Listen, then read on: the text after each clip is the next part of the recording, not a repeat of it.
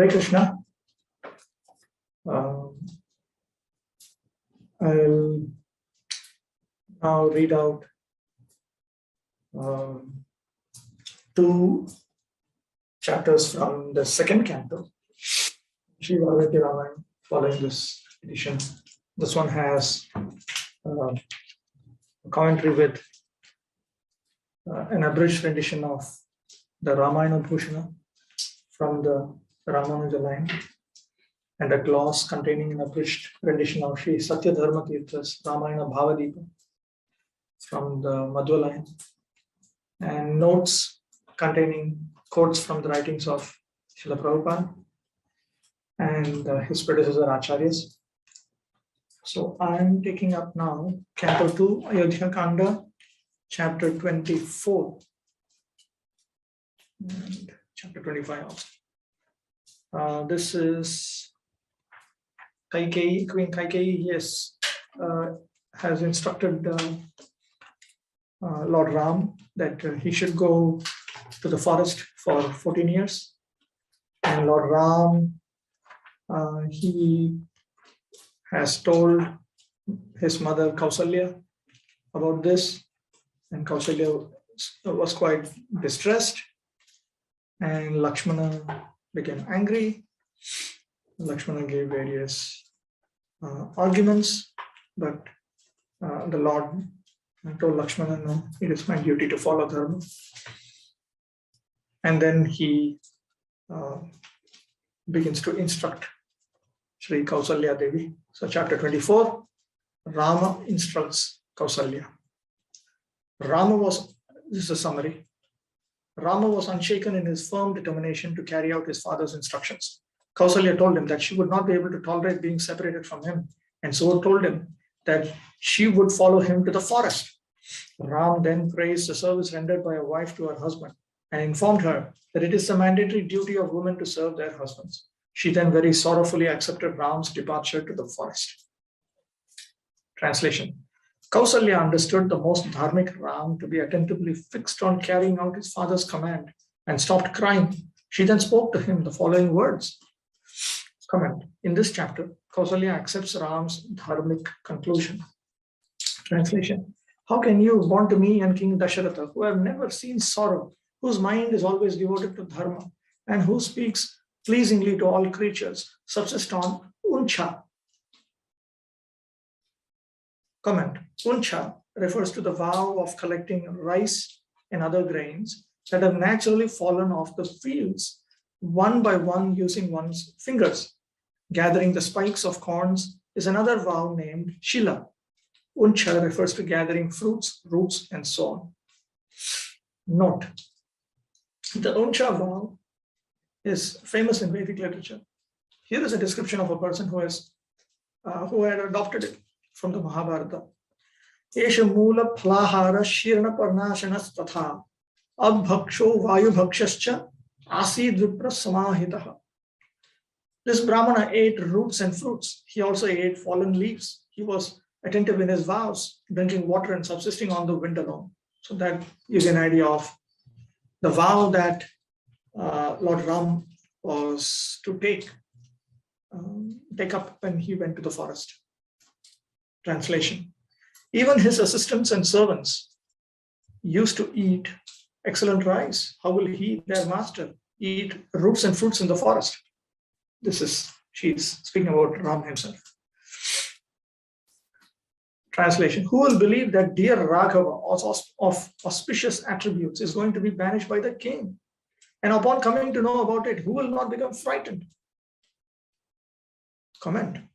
Kausalya asks, who will believe? Because it is impossible for one to banish his son so qualified with auspicious attributes. And even if one comes to somehow believe it, who will not become frightened thinking that this might happen to them too? So the idea is that if a king can do this to a son who is so filled with auspicious attributes. In fact, Ram, when Dasharatha, earlier in this canto, when Dasharatha asks representatives from his kingdom, the various citizens, he asked, Why do you, I would like to appoint Rama as the future king. What do you think about it? Everybody becomes happy. Instantly they express extreme joy. And then he asks, why? Why do you want Ram?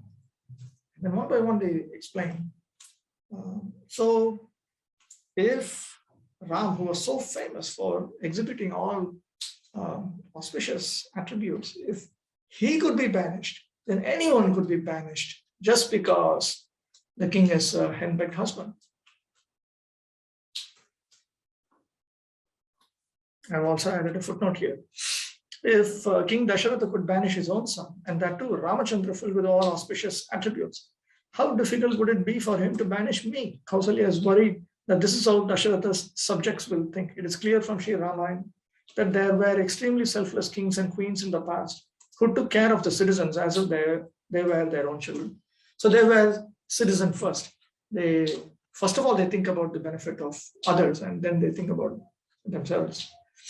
There were such kings and queens. Translation. Ram, providence is indeed strong in this world, ordaining everyone's happiness and unhappiness, because of whom you, who please everyone in the world, have to go to the forest. My son, deprived of you, an incomparable and great fire of grief will now dry me up and burn me into ashes like a forest fire that burns dry grass at the end of the cool season. This fire of grief, born from my body, will be fanned by the wind of your absence, fueled by the sorrow of my cries of lamentation, caused to blaze by the offering of oblations that will be my tears due to crying, and will emanate the great smoke of fever due to anxiety. This fire of grief, born from my mind by not seeing you, will be caused by my endeavor to breathe. Comment. Here, Kausalya's distress due to separation from Ramachandra is equated to the agony of being burnt by fire. Since Kausalya's fire of grief is caused by not seeing Ram, it has been described as the wind.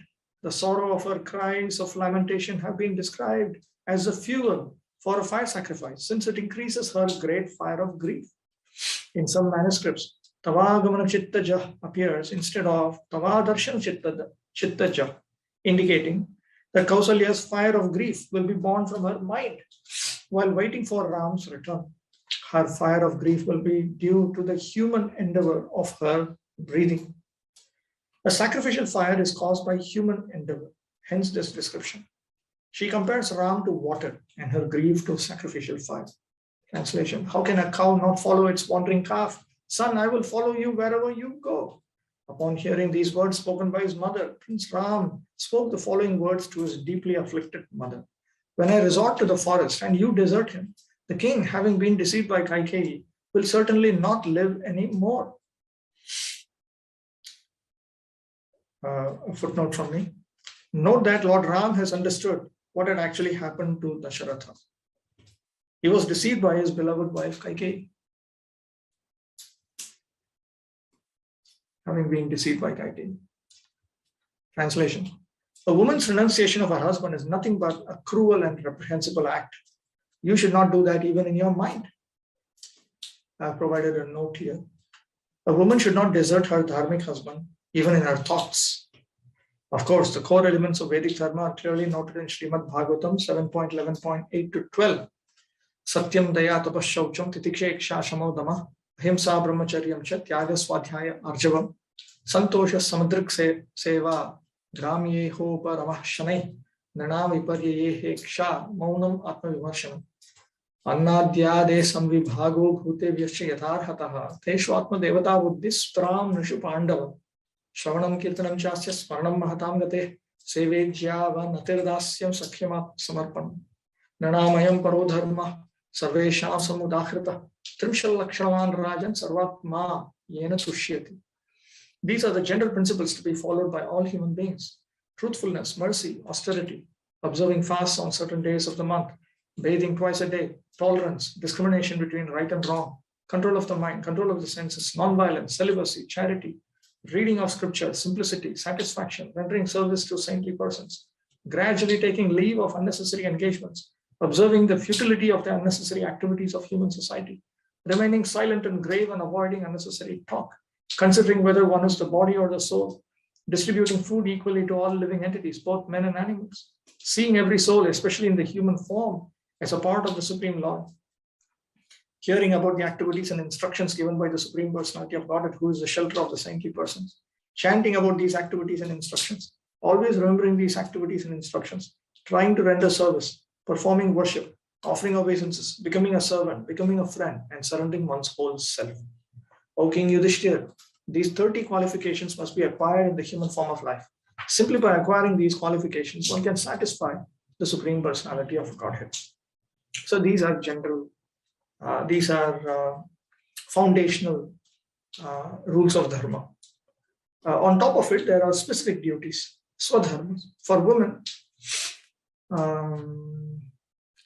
we have Śrīmad-Bhāgavatam 7.11.28.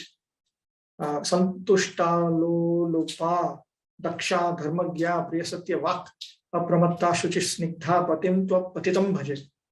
There are 4 verses in Bhagavatam, if I remember correctly.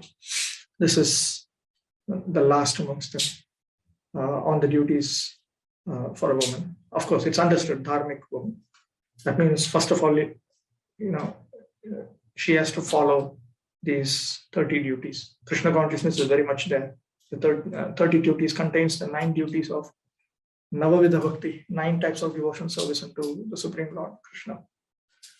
A chaste woman should not be greedy but satisfied in all circumstances. She must be very expert in handling household affairs and should be fully conversant with religious principles. She should speak pleasingly and truthfully and should be very careful and always clean and pure. Thus, a chaste woman should engage with affection in the service of a husband who is not fallen. Śrīla Prabhupāda has commented on this verse as follows. According to the injunction of Yajnavalkya, an authority on religious principles, Ashuddhe sampratikshyo hi mahapataka dushitaha. Prabhupada has not translated this. This is from Yajnavalkya Smriti 1.76. When a husband is defiled, contaminated by a greater sin, she should wait for him until he is purified. So the idea is, after he is purified, she should resume her services to him. Continuing Prabhupada's purport to this Bhagavatam verse.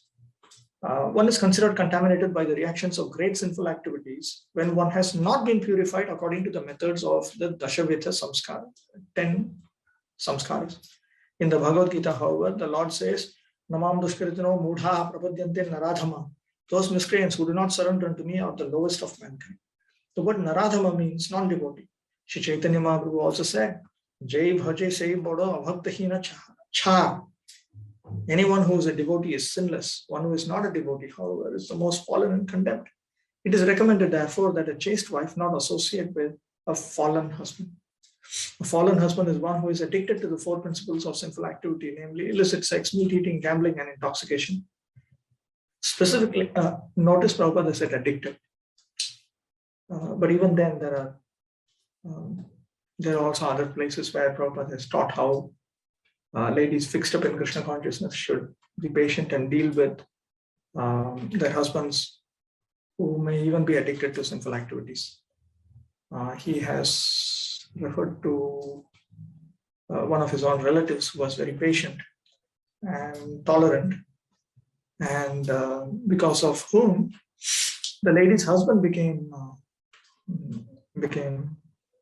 sinless and a nice husband. So everything has to be seen in context. Specifically, if one is not as soul surrendered to the Supreme Personality of Godhead, he is understood to be contaminated. Thus, a chaste woman is advised not to agree to serve such a husband, meaning not be a slave to a person who is always harmful to society. That doesn't mean you should just dump and go. That's not the idea. It is not that a chaste woman should be like a slave while her husband is Naradhama, the lowest of men. Although the duties of a woman are different from those of a man, a chaste woman is not meant to serve a fallen husband. If her husband is fallen, it is recommended that she give up his association. Giving up the association of a husband does not mean, however, that a woman should marry again and thus indulge in prostitution. I've added a footnote here that some disciples of Śrīla Prabhupāda report that he encouraged Vaishnava men in such situations to become genuinely sinless renunciates and focus all of their energies in the practice and propagation of pure devotion service to the Supreme Personality of Godhead. If a chaste woman unfortunately marries a husband who has fallen, she should live separately from him. Similarly, a husband can separate himself from a woman who is not chaste according to the description of Shastra. But all of this should be very carefully considered, not rashly. One should consult mature devotees fixed in religious principles and in Krishna consciousness. There's no place for rash decisions in progressive spiritual life. The conclusion is that a husband should be a pure Vaishnava and that a woman should be a chaste wife with all the symptoms described in this regard. Then both of them will be happy and make spiritual progress in Krishna consciousness. Translation. As long as my father King Dasharatha, the descendant of Kakutstha, is alive, you should menially serve him, for that is your eternal dharma. Note, Varnashram dharma is also sometimes referred to as Sanatan dharma or the eternal dharma. For instance, in the following purport to Bhagavad-gītā 1.42, Prabhupada notes, community projects for the four orders of human society combined with family welfare activities as they are set forth by the institution of Sanatan dharma or Varnashram dharma are designed to enable the human being to attain his ultimate salvation. Therefore, the breaking of the Sanatan dharma tradition by irresponsible leaders of society brings about chaos in that society, and consequently people forget the aim of life, Vishnu. One point to note is that Lord Ramachandra will repeatedly assert in this canto, Ayodhya Kanda, second canto of Valmiki Ramayana, that King Dasharatha was not a sinful person. Therefore, there was no question of any of his wives leaving him. And those enlightened ladies, they didn't leave him. This is a lady for today's people. Translation. When Ram spoke thus, Kausalya, with a dharmic mentality, became very pleased with Ram of tireless action. Shubha Darshana, with a dharmic mentality, indicates that upon being enlightened about her dharma, her mentality changed and she realized that her service to her husband was auspicious. That is dharmic.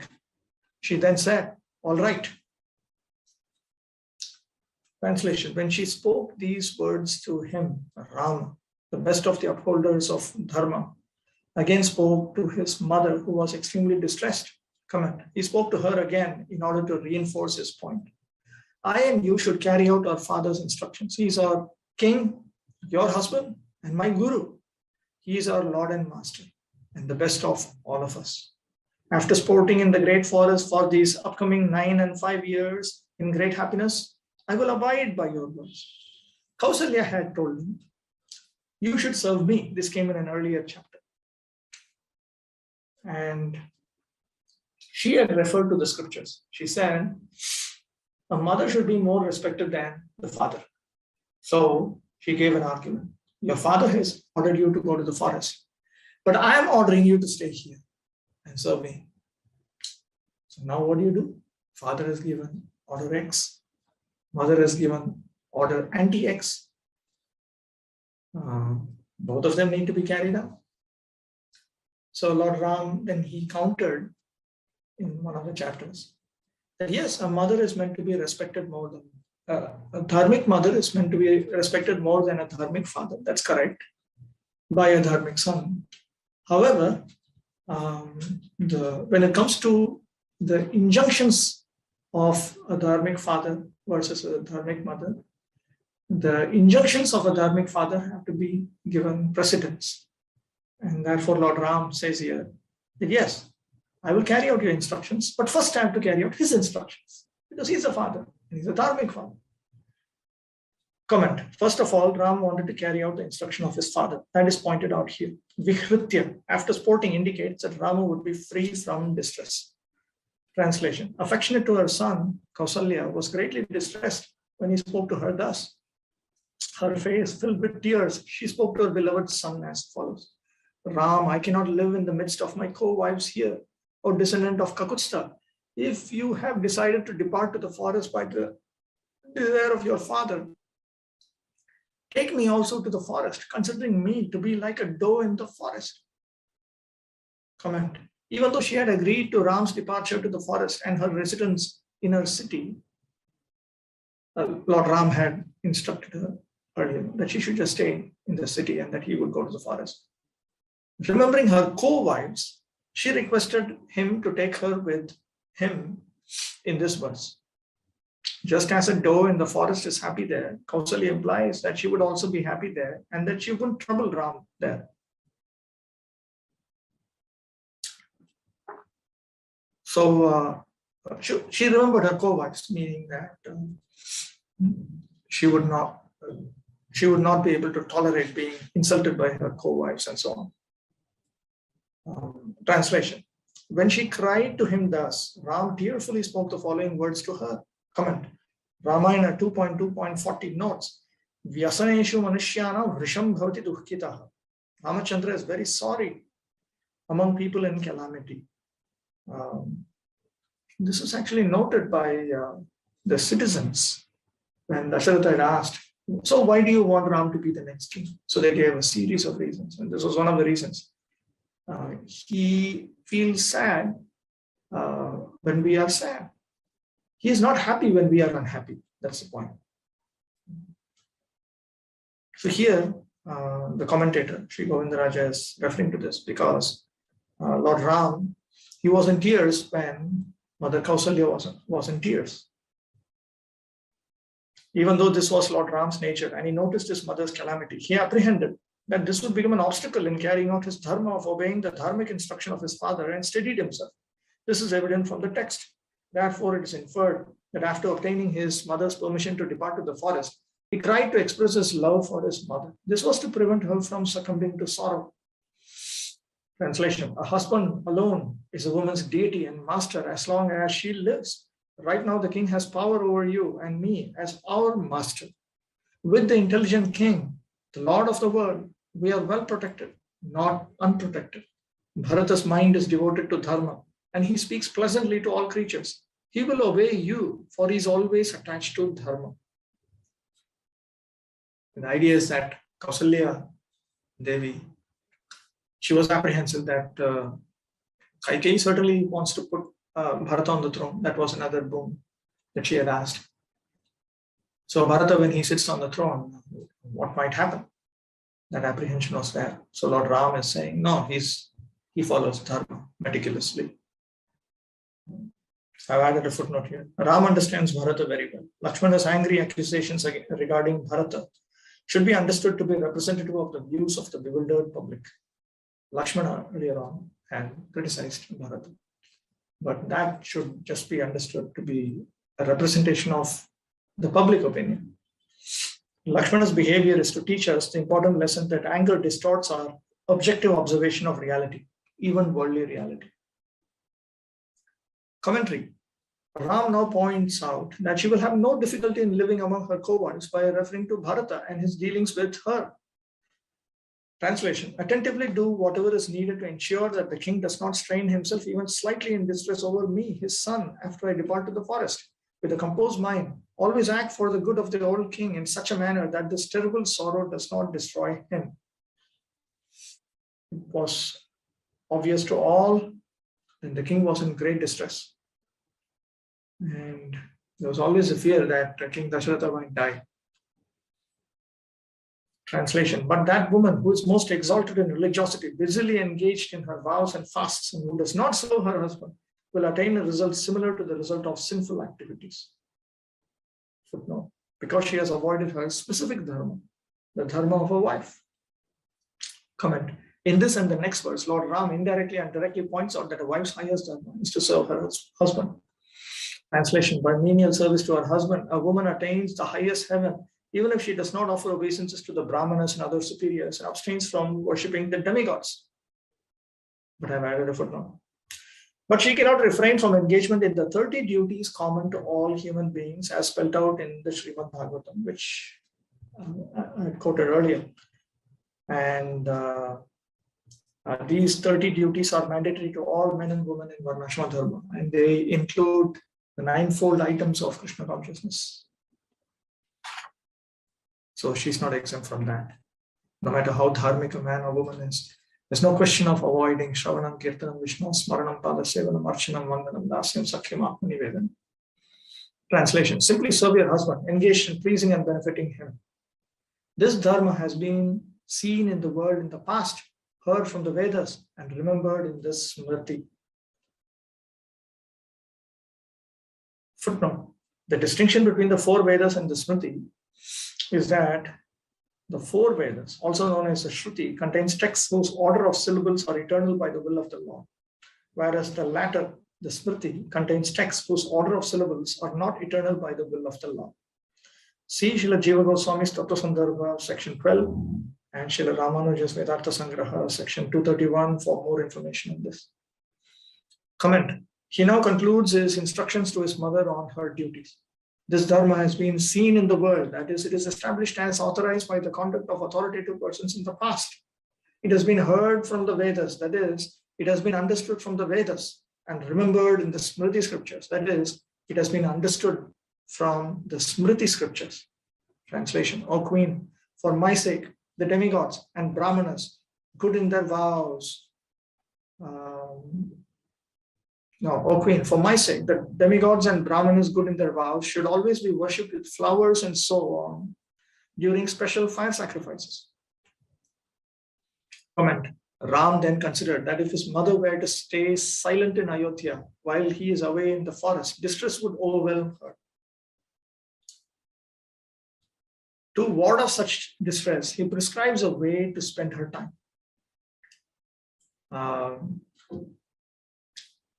If she were to stay silent, meaning if she didn't want to deal with their co-wives and their associates and so on, then she would have to be busy doing something. Comment: the special fire sacrifices he mentions are the Shantika Homa and the Paushtika Homa. These are special Vedic homas. The word cha in the first line indicates that Kausalya should use sandalwood, pulp, betel, and so on. Translation: in this way, spend your time by regulating yourself, by regulating your eating, and by being absorbed in menially serving your husband while waiting for my return. Comment: Niyata indicates that Kausalya should regulate herself by taking ceremonial baths and so on. Translation: you will attain your most cherished ambition if the best of the protectors of dharma remains alive when I return. The best of the protectors of dharma refers to King Dasharatha. Does not refer to Lord Ram himself. This is because it is a part of his Dhirodatta personality. There are 4 types of heroes. We learned that in the Nectar of Devotion. And Dhirodatta is one type of hero. And Lord Ram is the typical example for that. And Prabhupada writes in the Nectar of Devotion, chapter 23, a Dhirodatta is a person who is naturally very grave, gentle, forgiving, merciful, determined, humble, highly qualified, chivalrous, and physically attractive. So Lord Ram doesn't refer to himself as the best of the protectors of dharma. He's referring to King Dasharatha. Translation, comment, sorry. Ramachandra implies that only when her husband is alive, when her son returns, is there a possibility of the supreme fulfillment of her desires. Translation, when Ram spoke to her thus, like this, Kausalya became distressed over her son. Her eyes brimming with tears, she spoke the following words to Ram. My heroic little son, I can't change your very firm resolution to go to the forest. Time is certainly unsurpassable. My powerful son, go with a resolute mind. May there always be auspiciousness unto you. I will be relieved of my distresses when you return. I've given an elaborate footnote here, considering the earlier chapters. Those of you who have the book can read it. That in the footnote, I'm dealing with how Lord Ram dealt with Lakshmana's arguments. So I won't read that here. Translation, I will attain extreme happiness when you of great prosperity return after accomplishing your purposes and fulfilling your vows, and when your father is no longer indebted to anyone. My son Raghava, the acts of providence which undo my instructions to you and prompt you to go to the forest are always inconceivable in this world. The acts of providence is simply the inconceivable will of the Supreme Lord. We understand that from the first canto of Śrīmad-Bhāgavata. Translation. O mighty armed son, now go safely, and after your return, make me happy with your pacifying and charming words. My child, can that time when I see you returning from the forest wearing matted hair and bark be now? Comment. Because Kausalya could not tolerate not seeing Ram even for a moment, she prayed that the time of his return after 14 years be now itself. Translation. Noticing that Ram was thus determined to go and live in the forest, Queen Kausalya became anxious for his welfare and spoke the following words in full presence of mind to Ram of auspicious characteristics. Comment. Kausalya spoke the following words in full presence of mind, that is, with full care and respect. Chapter 25. Kausalya invokes auspiciousness for Ram. Kausalya elaborately invoked auspiciousness for Ram. Ram then offered his obeisances unto her lotus feet and departed to his home to meet Sita Devi. Translation. Giving up her worries, Lord Ram's liberal mother then performed achaman and thus purified herself. She then invoked auspiciousness for him. Comment. The author now reveals Kausalya's invocation of auspiciousness for Ram's welfare. Crying brings about impurity. After one becomes pure from such impurity, one can offer prayers to the deities. Therefore, it is mentioned here that Kausalya performed achaman. Translation. O best of Raghu's descendants, it is impossible to dissuade you. Go now and return quickly after 14 years and be here for the sacred ceremony of your royal coronation. O tiger among the descendants of Raghu, may that famous dharma, which you unfailingly, lovingly, and fully carry out, protect you everywhere. Son, may those devas whom you offer obeisances in the crossroads and in their temples, as well as the great sages, protect you in the forest. May the weapons given to you by the intelligent Vishwamitra always protect you, who are the best in auspicious attributes. Gloss. That's a brief comment. There are fragments of a commentary by Sri Satyadharma Tirtha of the Madhu Sampradaya on Valmiki Ramayana from the second canto of the Ramayana. And based on that, I've presented an abridged rendition of it in the form of a gloss.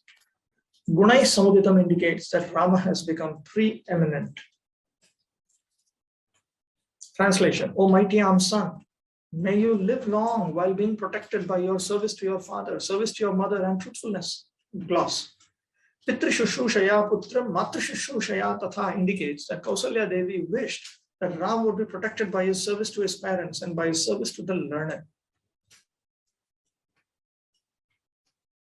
Translation. O prince, may the sacrificial wood, kushagrass, and darbha knots from the forests, the sacrificial fire altars, temples, the various shrines, mountains, kshupa trees, lakes, birds, serpents, and lions protect you.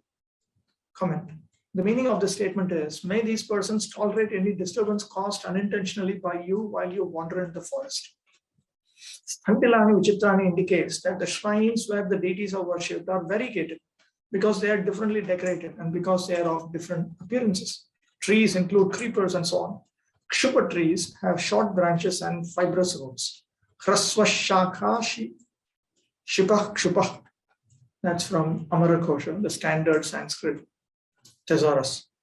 Kausalya prays to the Kshupa trees to protect Ram on the basis of traditional wisdom that the celestial deities almost always reside in trees with short branches.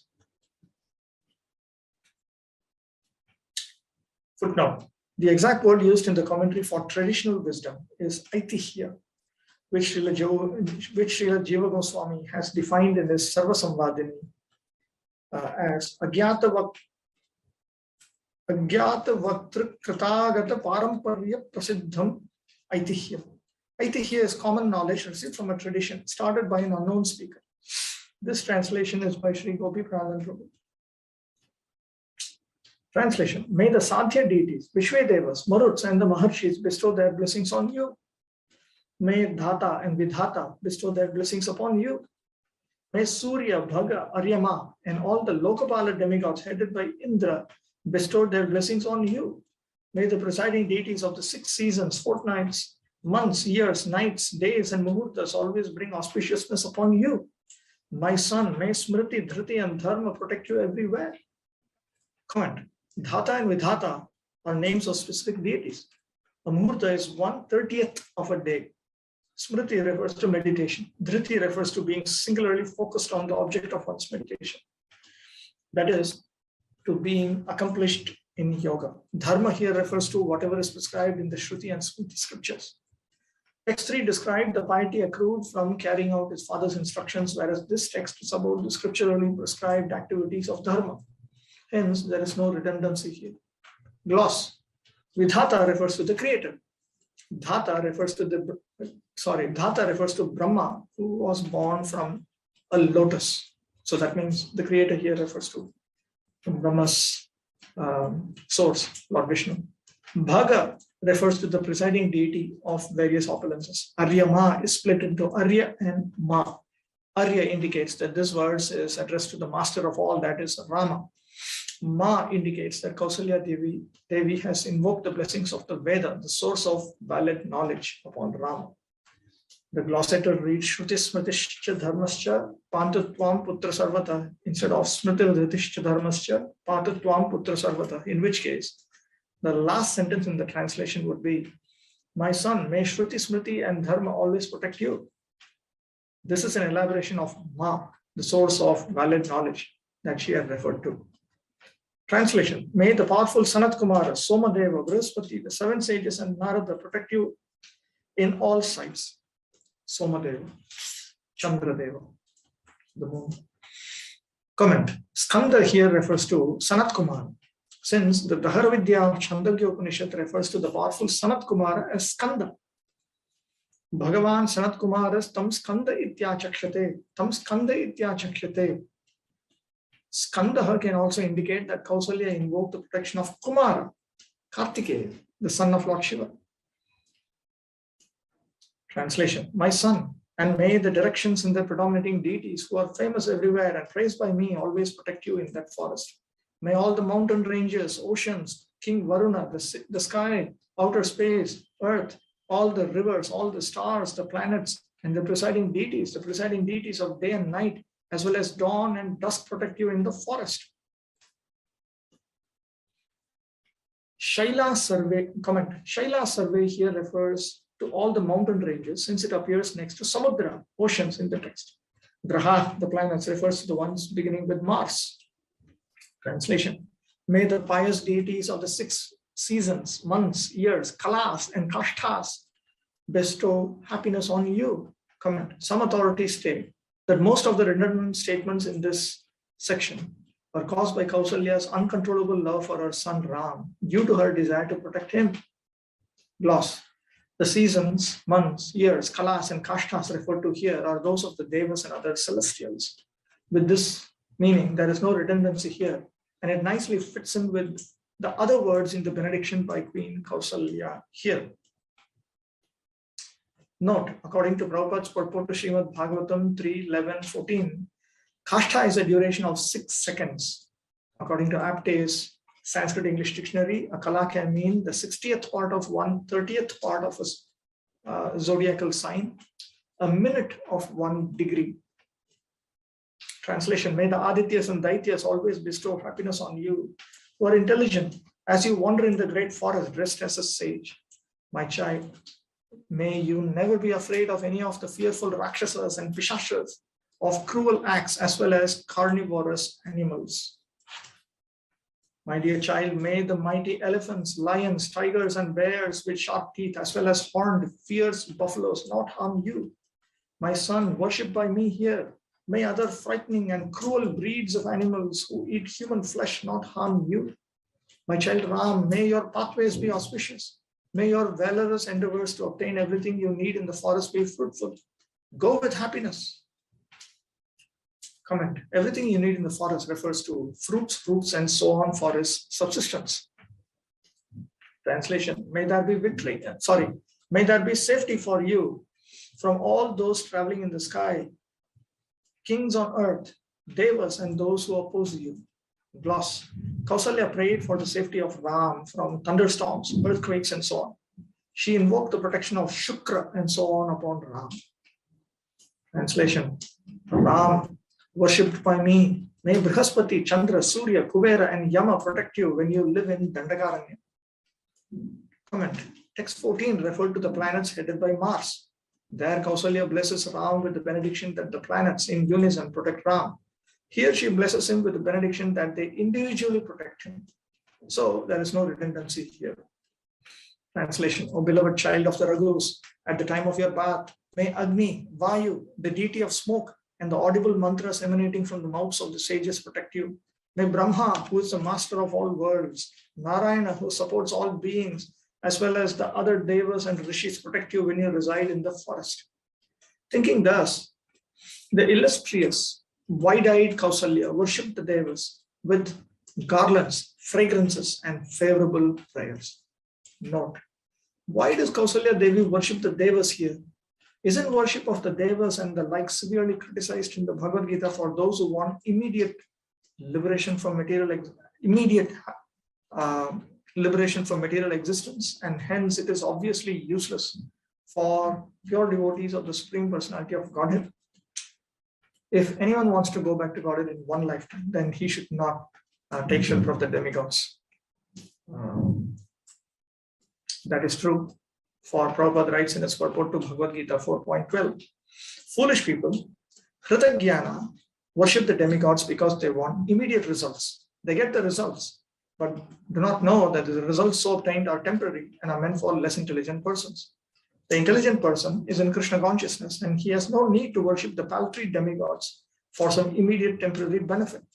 The demigods of this material world, as well as their worshippers, will vanish with the annihilation of this material world.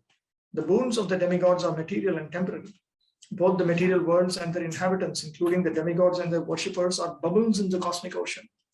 In this world, however, human society is mad after temporary things, such as the material opulence of possessing land, family, and enjoyable paraphernalia. To achieve such temporary things, people worship the demigods or powerful men in human society. If a man gets some ministership in the government by worshipping a political leader, he considers that he has achieved a great boon. All of them are therefore kowtowing to the so-called leaders or big guns in order to achieve temporary boons, and they indeed achieve such things. Such foolish men are not interested in Krishna consciousness for the permanent solution to the hardships of material existence. They're all after sense enjoyment. To get a little facility for sense enjoyment, they're attracted to worshipping empowered living entities known as demigods. End of quote. However, pure Vaishnavas sometimes worship demigods and demigoddesses with the exclusive desire to attain service to the Supreme Lord or in service to Him. Quote. This is a quote from the Krishna book, chapter 53. The Vaishnavas generally do not worship any demigods. Śrīla Narottam Das Thakur has strictly forbidden all worship of the demigods for anyone who wants to advance in pure devotional service. Yet the gopis, who are beyond compare in their affection for Krishna, were seen to worship Durga. The worshippers of demigods sometimes mention that the gopis worshipped goddess Durga, but we must understand the purpose of the gopis. Generally, people worship goddess Durga for some material benediction. Here the gopis prayed to the goddess to become wives of Lord Krishna. The purport is that if Krishna is the center of activity, a devotee can adopt any means to achieve that goal. Actually, that's a quote from Krishna book, chapter 22. Now here is a quote from chapter 53. The gopis worshipped goddess Katyayani to get Krishna as a husband. Similarly, Rukmini was thinking of the various types of demigods, not for material benefit, but in respect to Krishna. Praying to the demigods to achieve the favor of Krishna is not irregular, and Rukmini was fully absorbed in thoughts of Krishna. So it is on this basis. It is simply in service. This is her out of her Vatsalya Prema Bhakti. She wants to protect her beloved son, Ram, and therefore she is offering all these blessings and benedictions. Translation: she then arranged for a Brahmana of great intelligence to prepare a fire sacrifice for Ram's welfare and had him offer oblations into it according to the scriptural rules. The noble lady Kausalya had ghee, white flower garlands, sacrificial wood, and white mustard seeds procured for the fire sacrifice. That officiating priest performed the sacrifice according to the scriptures for Ramachandra's good health and tranquility, and performed ceremonies with the remaining sacrificial oblations outside the sacrificial arena. She had the twice-born men recite auspicious benedictions with honey, yogurt, unbroken grains, and ghee, and then had them recite mantras for invoking auspiciousness for Ram in the forest. She had the twice-born recite the Punyaha Vachana, This is a ceremony of Brahmanas reciting certain mantras to make the day an auspicious day. Translation. Ram's illustrious mother then gave that best of the twice born gifts as he desired, and spoke to Raghava the following words. May the auspiciousness invoked upon the thousand-eyed Indra, who was honored by all the devas upon the destruction of Vritra, be invoked upon you. The history of Vritrasura appears in Canto 6, chapters 7 to 17 of Śrīmad-Bhāgavatam. May you attain the auspiciousness that Vinata had bestowed upon Garuda when he sought nectar in the past. May you attain the auspiciousness that Aditi had bestowed upon the wielder of the thunderbolt, who destroyed the Daityas at the time the ocean of milk was churned for nectar. Ram, may you possess the auspiciousness that was with Lord Vishnu of unlimited prowess when he occupied the entire universe in 3 steps. O mighty armed one, may the most auspicious seasons, oceans, islands, Vedas, worlds, and directions bestow auspiciousness unto you. Comment. Most auspicious refers to those among auspicious items that make auspicious items more auspicious. Translation. Uttering these words, the large-eyed, beautiful lady Kausalya placed the sacrificial remnants on her son's head and smeared fragrances on Ram. She then consecrated an auspicious medicine in the form of a root, whose effect she had already seen, and which removed splinters shot into the body with mantras, tied it to his arm, and thus protected him. Then she again uttered mantras. So she had some auspicious medicine, which would be very useful in case some arrow was shot into Lord Ram's body out of maternal pure prema bhakti, actually, that she's doing all this. Comment. The sacrificial remnants refer to the unbroken grains, which are commonly referred to as akshata. Gloss. Kausalya gave Ram the garlands that she had worn. Okay. Translation. Though overcome by distress, she externally and artificially spoke as if extremely delighted, but in an unsteady voice. Comment. She pretended to be very happy to make her son happy. Translation. The renowned lady bent his head and smelt it.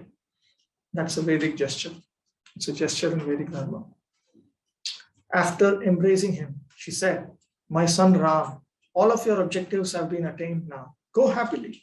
My child, I will see you in a healthy condition after you have accomplished all of your objectives.